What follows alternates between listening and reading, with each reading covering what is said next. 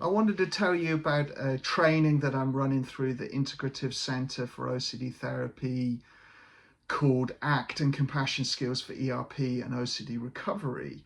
So this is drawing upon my own lived experience of OCD and what I found difficult in working on exposure and response prevention, and then what I've learned from helping clients, many of my client group being people that have had therapy one or multiple times before, and hearing what's caught them out and what's been difficult there, and then trying to draw from ACT and compassion to provide some useful tools. And so hopefully this is a training where I really put this together in a logical progression that's simple and applicable and helps enhance treatment.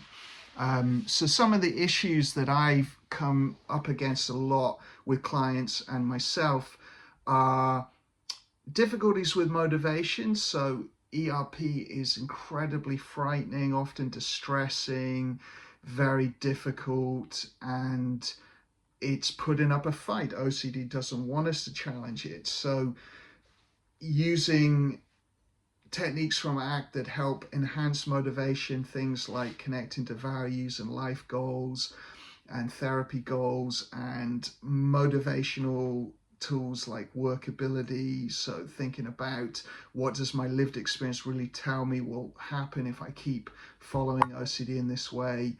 How to cope and work with overwhelming emotions. So if we challenge OCD, we might feel large amounts of panic and anxiety.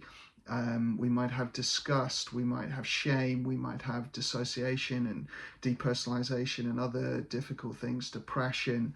So how do we work with these overwhelming emotions? Pervasive rumination. So our mind might be stuck in these ruminative cycles that are very hard to just let go of. And these mental compulsions are not a simple thing to drop. So learning some skills to work with our brains and learn how to do that better. How do we resist strong urges to do compulsions? That, it makes sense to drop compulsions, but sometimes the reality is much, much more difficult. And how do we work with shame and mental resistance? So shame, this internalized sense that I'm a bad person, and that if people knew about the thoughts I'm having and the compulsions I'm doing and other things, they would judge me like that.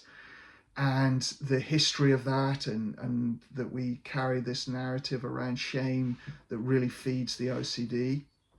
And then mental resistance. What happens as we try to apply the skills, and how does our mind resist it? So we try and challenge OCD and we get a secondary spike where OCD shifts form in some way. It intensifies, it changes theme, it changes detail, it gets more complex, it changes feelings associated with it, it does other things to resist, it switches to depression, it switches core fear. So there are these different ways that OCD can resist as you work on recovery.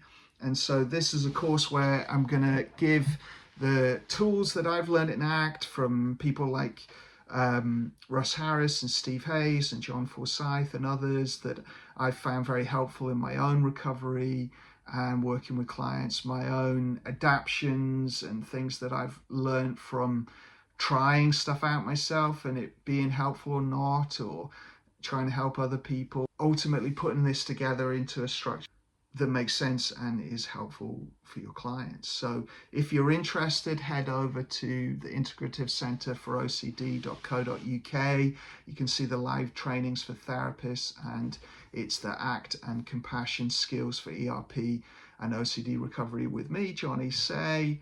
It is £90, so try to keep it fairly affordable. It's on the 25th of April 2025. 2 p.m. UK time, 6 a.m. California, 9 a.m. New York, 11 p.m. Sydney. It's 3 hours long, and it will be recorded as well. So yeah, if you have any questions, reach out, let me know, and hopefully this will be a helpful training and it will help people who've struggled with OCD recovery.